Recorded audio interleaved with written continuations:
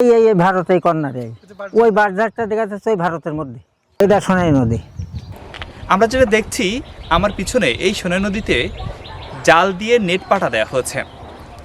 দুই পাড় ভেঙে এই নদীটা একদিকে যেমন চারিদিকে প্রশস্ত হয়ে যাচ্ছে, আবার এই নদীটা খুব সংকুচিত হয়ে যাচ্ছে। পানি অল্প রয়েছে এবং এই নদীর দুই পাড় কিন্তু দখলদারিত্বও বেড়েছে। এটা হলো সোনাই নদী, আর এই সোনাই নদীতে যেমন দক্ষিণ পশ্চিমাঞ্চলের মধ্যে বাংলাদেশের এই সোনাই নদী খুব আলোচিত এবং খুব নামকরা একটি জায়গা। মানে আমি একবারে সোনাই নদীর মধ্যখানে রয়েছি।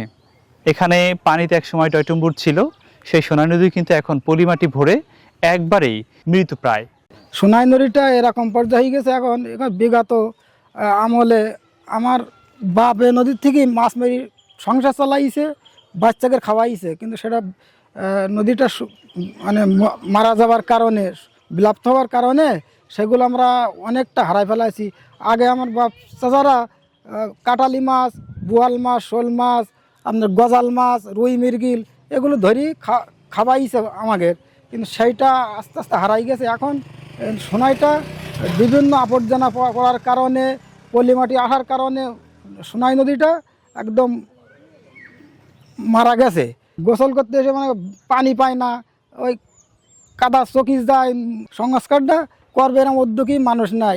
সংস্কার অভাব এবং পলিমাটি ভরেই এই সোনাই নদী এখন যখন আমাদের এখানে আমি ছোটোবেলায় দেখেছি নদীতে পানি থাকতো, ভালো সোনাই নদীতে পানি থাকতো, সেখন আমরা এই ক্ষেত খামার করতাম, এই পাওয়ার পাম্পারের থেকে নিয়ে পানি নিয়ে আমরা ক্ষেত খামারে আমরা করতাম, ফসলাবাদ করতাম।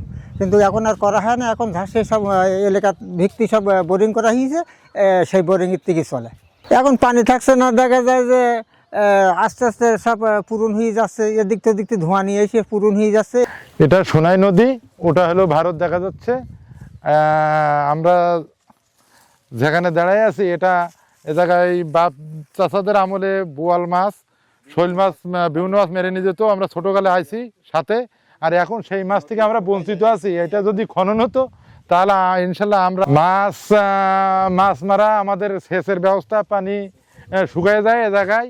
এখন এটা বর্ষার পানি, এটা বর্ষার পানি, নয়তো এটা শুকনো ছিল, এখন এই গতকাল বর্ষার পানি। এটা আমাদের এই সোনাই নদীটা আগে নৌকা এবং লঞ্চ অনেক কিছু চলাচল করতো, এখন সোনাই নদীটা মানে জমিন ভরাট হয়ে যাওয়ার কারণে সোনাই নদীতে আর কোনো কিছু যানবাহন নেই। যার সেই দখল করে রেখে দিতেছে, সব দখল হয়ে যাচ্ছে। এটা যদি খনন হয়, আমাদের এই নদীর দুই ধারে 2 লাখের মতো লোক বসবাস করে, তাদের সবার উপকৃত হবে। এবং এই নদীটা যদি সরকার খনন করে দেয় এবং আমাদের সেচ প্রকল্প আশেপাশে বহুত জমি পড়ে আছে, সেই জমিগুলো সবই উর্বর হবে আর সরকারের উন্নয়ন বাড়বে। সরকারের কাছে আমাদের দীর্ঘ কামনা করছি এই নদীটার জন্য তো অতি শীঘ্রই খনন করার চেষ্টা করে। এই জন্য আমাদের দুই ধারে 2 লক্ষ লোক মানুষের বসবাস আছে এবং সবার উপকৃত হবে এই নদীতে যদি নদীটা খনন করা হয়। আমাদের সংবাদকর্মী এবং অন্যান্য মাধ্যমে আমরা এটা জানতে পেরেছি যে সোনাই যে নদীটা আছে সেই নদীতে অবৈধ দখলের বিষয়টা উঠে এসেছে এবং যে নেট পাটা, যেটার কারণে নদীর স্বাভাবিক যে পানির প্রবাহ সেটা বিঘ্নিত হচ্ছে এবং নদী আস্তে আস্তে শুকিয়ে যাওয়ার উপক্রম হয়েছে। তো এই বিষয়টা আমাদের নজরে এসেছে। আমরা খুব দ্রুতই আমাদের যে উপজেলা মৎস্য অফিসার আছেন, আমাদের পুলিশ আছেন এবং অন্যান্য স্টেক হোল্ডার যারা আছেন তাদেরকে সাথে করে নিয়ে আমরা যে অবৈধ স্থাপনা যেগুলো আছে সেগুলো আমরা খুব দ্রুত অপসারণ করব। এবং নদী মরে যাওয়ার যে বিষয়টা আছে, সেখানে হয়তো নদীতে পলি জমেছে কিংবা দীর্ঘদিন নেট পাটা ব্যবহারের কারণে নদীর পানি ফ্লোটা কমে গিয়েছে। আমরা সংশ্লিষ্ট যে ডিপার্টমেন্ট আছে তাদের সঙ্গে যোগাযোগ করে নদী খননের জন্য আমরা প্রস্তাব পাঠাই।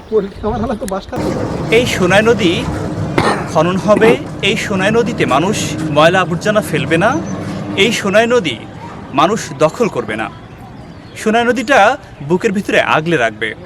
তাহলে সোনাই নদীতে পানিটা টয়টুম্পুর থাকবে, মাছ এখানে ভিড়বে এবং এই এলাকার যে কৃষি এবং যে জলাবদ্ধতা সেটাও কিন্তু সমাধান হবে, এমনটাই প্রত্যাশা কিন্তু স্থানীয়দের। তবে সকলের সমন্বয়ে যদি এই সোনাই নদীটা আবার আগের মতো অবস্থানে ফিরে আসে, খনন করা হয় এবং এই সোনাই নদীটাকে যদি প্রয়োজনীয় ব্যবস্থা নেওয়া হয়, তাহলে কিন্তু এই অঞ্চলের যে জীববৈচিত্র্য সেটা কিন্তু রক্ষা পাবে এবং সোনাই নদীর কিন্তু জীবনমানের পরিবর্তন ঘটবে। এমনটাই প্রত্যাশা সকলের। ফারুক হোসেন রাজ, জেএস নিউজ, সাতক্ষীরা।